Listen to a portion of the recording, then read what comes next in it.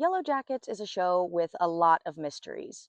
And to me personally, there's none more interesting than what is it? And perhaps more importantly, what does it want? I think that the answer to both of these questions can be found in two of Lottie's dreams. All right, a few disclaimers before we begin. First of all, obviously, spoiler warning for the first 3 seasons of Yellowjackets, so if that is something that you are not interested in, It sounds like your problem. So maybe you should leave. and beyond that, this is a fully supernatural take on what's going on. Do I believe that everything happening in the show is supernatural? I mean, no, not necessarily, definitely not 100%. I personally am team ambiguous, and I really enjoy finding both a supernatural and a logical reason for everything that happens in the show. But that said, this is one of those supernatural reasons. So, for the purposes of this video, we all need to get on the same page that the wilderness is a supernatural entity. Before we can talk about what it wants, I think we need to establish what it is. Now, there are a lot of ideas out there about this, that it could be a spirit, or a demon, or a witch in the woods, or the ghost of dead cabin guy, more on him later. But personally, I don't think it's any of these things. I think that it, or the wilderness, supernatural version, is a singular entity comprised of all of the elements of the literal wilderness. Like all of the animals, all the plants, the landscape, the weather, all functioning as separate parts of the same body. They can act independently, but always for the common goal of the wilderness. Now, there are 2 key shots that led me to this interpretation, both of which seem to be shot from the perspective of the wind itself. There's the window blowing open during the seance, and then there is the bough breaking and dropping all that snow on Jackie while they're trying to cremate her.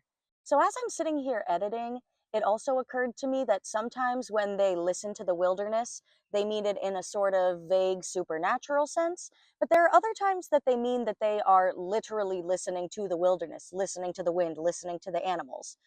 Listen.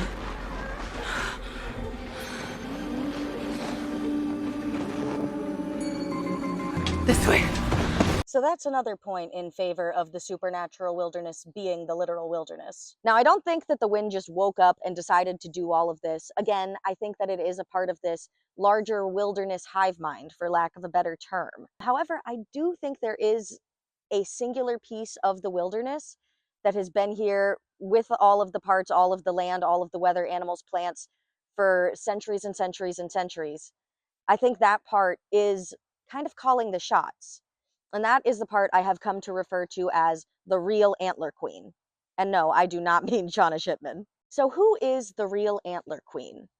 I've come to use this term to refer to the version of the Antler Queen that Lottie sees in her season 3, episode 10 dream, the one where she is in the caves and kind of screaming silently at the silhouette of this Antler Queen-like figure. I believe that the real Antler Queen functions sort of like a mouthpiece for the wilderness.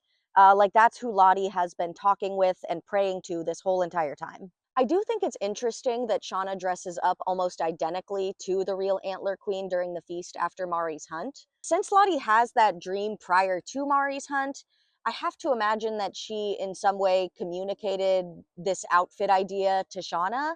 But I don't know. I feel like we can't ignore the possibility that Shauna somehow is aware of this physical look herself, especially since she is the one who asked for Mari's hair.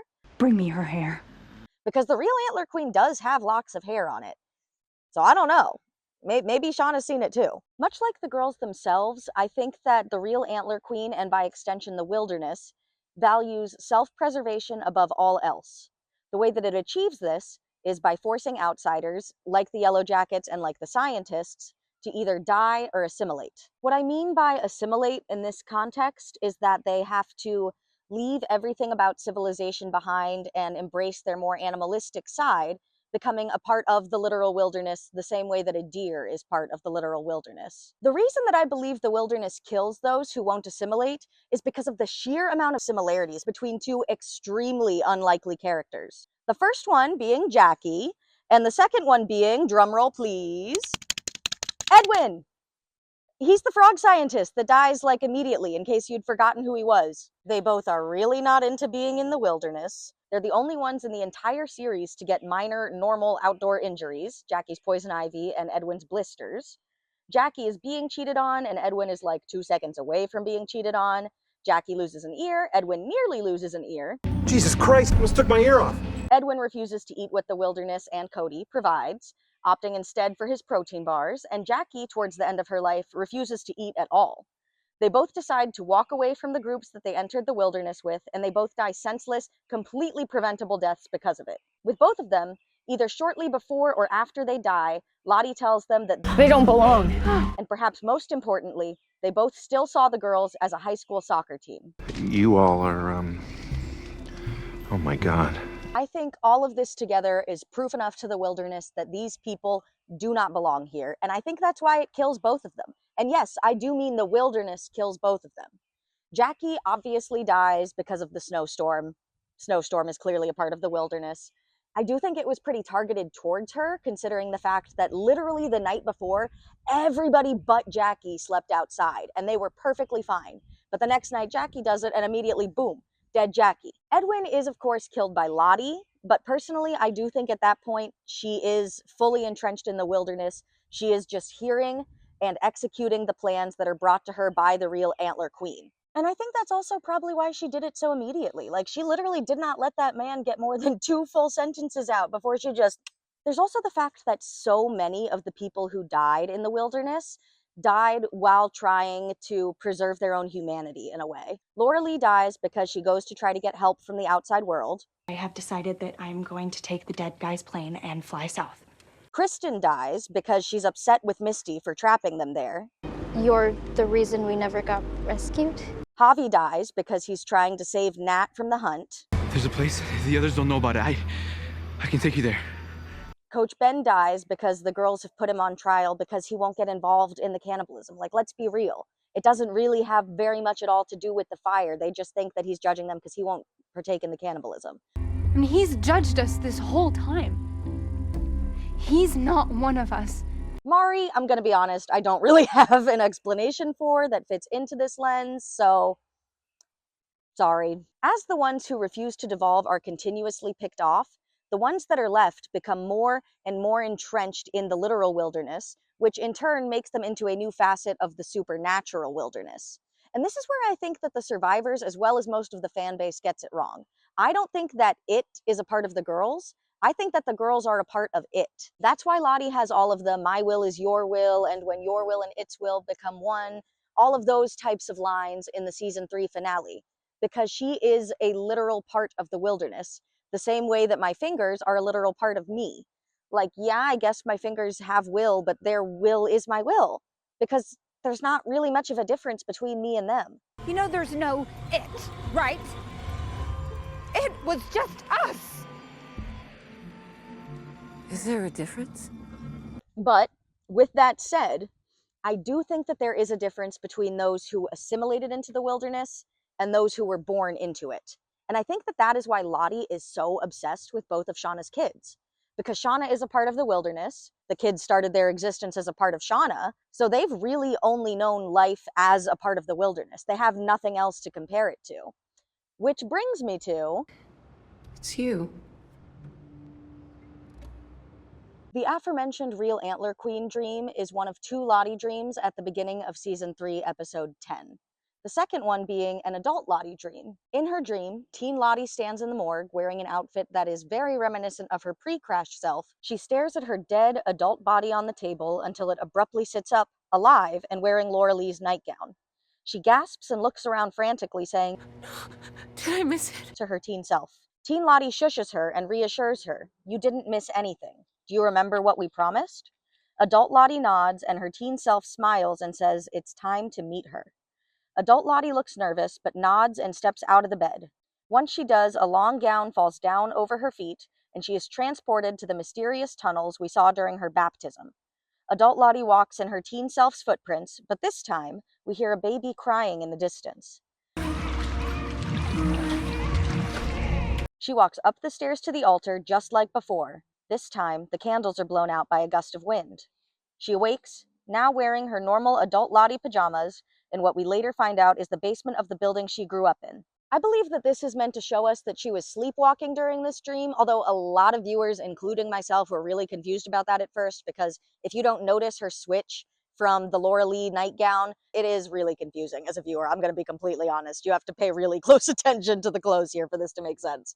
I also neglected to mention that after she wakes up, she looks around and asks, "Are you there?" to seemingly no one, probably because she's still looking for the real Antler Queen. This dream leaves us with three major questions. What did she think she missed? What did she promise? And who did she think she was going to meet? To find the answer to this, I think we have to look at her interaction with Aquila in the caves during Mari's hunt. When Aquila enters the cave, it looks as though Lottie is praying, and we can just faintly hear her saying something. Now, I have tried it so many times, but the audio is so quiet here, I really can't tell what she's saying. So I did have to go off closed captions, which I know are not always 100% accurate, but it's just it's what I had for this situation. So it seems that Lottie is saying, "I can hear it. I'm not afraid. Whatever you need, I will give you freely until my breath finally stops," which I think is a sign that Lottie really does want to die for the wilderness. She wants to be a sacrifice for it. And I don't think this is the only place that we see evidence for it either. I think that the first place we see it is when she offers to let Shauna beat her up. And then when she says if she should die because of those injuries, that she wants the group to eat her, to make use of her. The beginning of Mari's hunt, when they're drawing cards, she looks so excited to pull her card, and then as soon as she sees it's not the queen, her face just drops. She is so disappointed. So yeah, I think in the cave, she is quite literally begging the wilderness to kill her, probably in Mari's place. Similar to how Javi died in Nat's place during the first hunt, I think she wants to die in Mari's place. So, all of this to say, when she has the dream where she wakes up in the morgue, presumably with no context as to how she got there, I think the reason that she is so panicked and worried is because she thinks she died for literally any reason other than the wilderness's will. I think she's worried that she missed capital I it. Then as her dream continues, she is led to the exact same spot that she saw in her baptism vision, which was essentially her first point of contact with the wilderness. It's sort of a full circle moment for herself in season 3, episode 10, full circle, in addition to Mari's full circle moment. So sorry, girl, we miss you. We miss you and we love you. I think that she took all of this combined as a sign that this would be the spot where she would finally get to meet the real Antler Queen and die for her. She lines the stairwell with candles to make it look exactly like it did in her dream, and as she exits the stairwell, she runs into none other than Callie. I'm not 100% sure exactly how she feels about it, but it does seem clear to me that she knew that running into Callie here was within the realm of possibility. She then takes Callie down into the stairwell where they have their whole beautifully terrifying conversation about why Shauna's like this and what it is and how it is already in Callie, which ultimately leads to Lottie's death. Now, during this fun little chat, Lottie tells Callie that Shauna always felt it or the wilderness more strongly than the rest of the group, and that it is already in Callie, it's growing in her, and actually she's just like Shauna except more. And that is the sentence that of course leads to Callie pushing Lottie down the stairs and murdering her, and in doing so, unfortunately kind of proving Lottie right. So I believe that Lottie believes that Callie is some sort of new iteration of the real Antler Queen. You only could have come here. I've been waiting 25 years. Do I myself personally believe this? I don't really know. I'm honestly not completely sure. I think that there are two things that could be happening here. I think either the whole wilderness, including the real Antler Queen, is just sort of this self-sustaining entity that exists out there in the middle of the Canadian Rockies, or I think the real Antler Queen could be a role that's been filled by humans throughout history. Just one person replaces the next and the cycle continues. So I'm kind of torn between those two, but I do think that I'm leaning towards the latter. And to explain why, I have to give you some potential spoilers for the bonus episode that we may or may not ever get. So if you don't know what I'm talking about, there is an episode that's been kind of lost to time but still exists out there somewhere. We first found out about it when Ashley Lyle had tweeted about it and said that there was going to be a bonus episode that was going to come out in between season 2 and season 3, which obviously never happened. I'm not going to get into like all of everything about that. There's a lot of really great content out there about that already. I really recommend checking out some of Caitlin Fung's stuff about it. I'm going to link that in the description below. So what a lot of Yellowjackets fans don't know about this episode is that it was originally slated to be a part of season 2, like in the middle of season 2, in between Kui, the episode where Shauna gives birth, and Burial, the episode where Shauna beats up Lottie. Why it was removed, nobody knows. But there is a scene in the script for Burial that was cut because it references something that happened in the bonus episode. So we don't know very much about what was supposed to happen in this bonus episode, but given the fact that this is the only image that we have from it, and the fact that none of the core cast members from either timeline were supposed to be in this episode at all, it seems like it pretty much centers around Dead Cabin Guy, before he becomes Dead Cabin Guy, back when he's still just Cabin Guy. As you can see, he's holding a baby, which brings me to the deleted scene from Burial. So if you're not interested in hearing about the deleted scene from Burial that directly references what happens in the bonus episode, you can go ahead and skip to this timestamp right here. So in the original script for Burial, Van comes across a piece of paper that the stage directions refer to as a page from the wife's manuscript. Now, presumably this is Cabin Guy's wife. I don't know who else she would possibly be. And the page from the manuscript reads as follows. Though I still miss my baby desperately, I am beginning to accept a greater wisdom than my own. I think it lives here in the wilderness. It is the wilderness. And there is comfort in the fact that none of this was ever up to me at all. It is interesting how she talks about the wilderness, but personally what I am more drawn to here is the fact that she had a baby and she now misses the baby. Now maybe the baby died, similar to Shauna's, or maybe something else happened to it. Maybe that baby was recruited to be the next real Antler Queen. And maybe that's the version of it that Lottie's been interacting with in the wilderness this entire time. So Lottie, who I really believe does hear the wilderness, seems to believe that the wilderness wants a child. She repeatedly refers to both of Shauna's kids as our child. She is so positive that Wilderness Baby is going to survive labor. And she even refers to Callie as, and I quote, the child of that place. Callie and Dead Cabin Guy's baby, presumably, were both born into the wilderness. And I think that this is probably a prerequisite for taking on the role of real Antler Queen. And oh my God, I cannot believe that I missed this. Listen to what Lottie says the first time that she meets Callie. Everybody knows that she has the whole, is this your daughter? She's so powerful. But I'm really interested in the third sentence because she says, It's here. It's with us now. literally the second that she meets Callie, she's saying, it is with us. I think I could end the video here if I wanted to, but I already recorded the rest of it, so I'm not gonna. There are also some clues that Callie might be the real Antler Queen sprinkled in throughout Lottie's dreams and throughout her murder scene. First and most obviously, in adult Lottie's dream, teen Lottie says it's time to meet her, implying the real Antler Queen, and then leads her to the spot where she's going to meet Callie.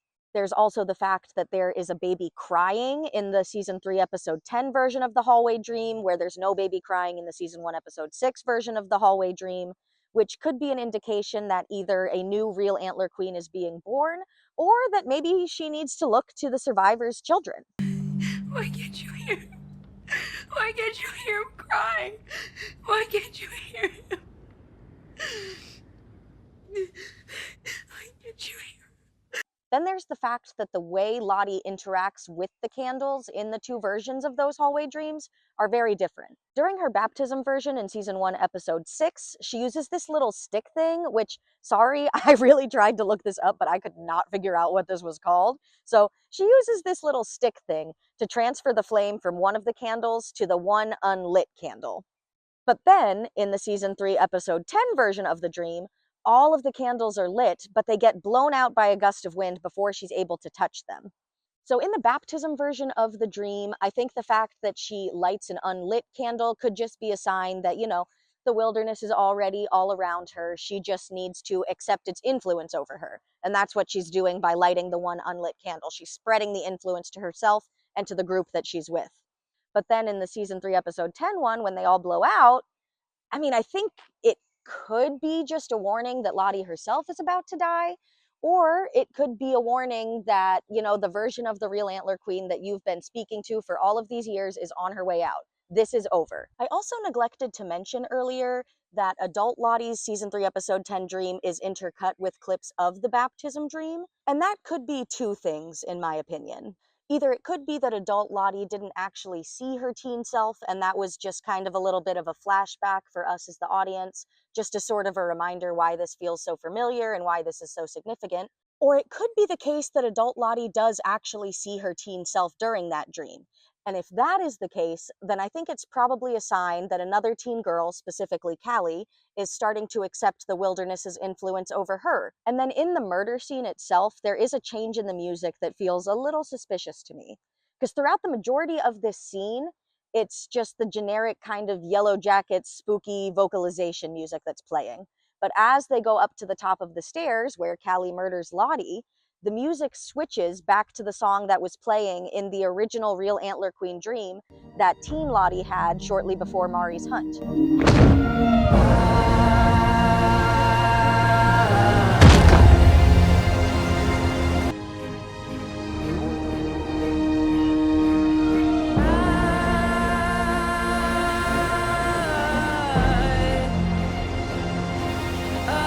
And this song is only played twice in the entire series, only in the Real Antler Queen dream and as Callie is murdering Lottie. And I mean, personally, I'm not too convinced that that's a coincidence. I think it might be a sign that Callie is starting to step into this role of the Real Antler Queen. And honestly, it would just be so poetic. You know, the girl who cosplayed the Real Antler Queen out in the wilderness, going back to civilization and then giving birth to the actual Real Antler Queen. I mean, that's cinema right there. And I can't lie, I am kind of reveling in the fact that Shauna would hate that. So that is my whole theory on the Real Antler Queen and what she wants. If you made it this far through the video, honestly, thank you so much. I'm really not expecting anyone to be here, but if you are, I really, really greatly appreciate you. And if you have any thoughts that you would like to share, please comment below, because I really love nothing more on this earth than talking about TV shows, especially this TV show. So please let me know, and maybe I'll see you in the next one.